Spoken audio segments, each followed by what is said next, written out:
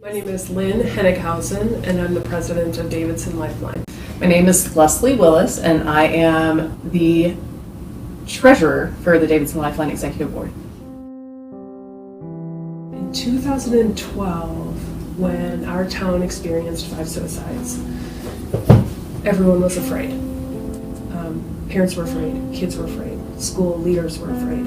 Everyone was afraid because we didn't know what was happening here.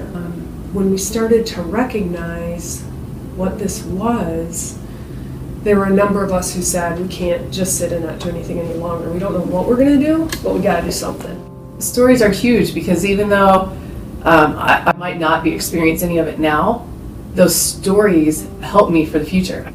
As we read a lot of people that have mental illness, them sharing their story is it lowers their anxiety, and it makes them feel better because other people listen to them. I know now that my mom suffered from depression, but at the time, there were other excuses made, like she had vertigo, or she had arthritis and couldn't get out of bed. And it makes us realize that we're all vulnerable, and we all have experience with mental illness, whether we think we do or we don't. We're scared to talk about this. And so what we've said at Davidson Lifeline is we're going to say the word suicide, we're going to say depression and anxiety, we're going to say it again and again and again until it becomes chronic illness, like diabetes, and asthma, and heart disease, and all the other things that people live with for decades. How many education outreaches can we do to get people to know that it is okay?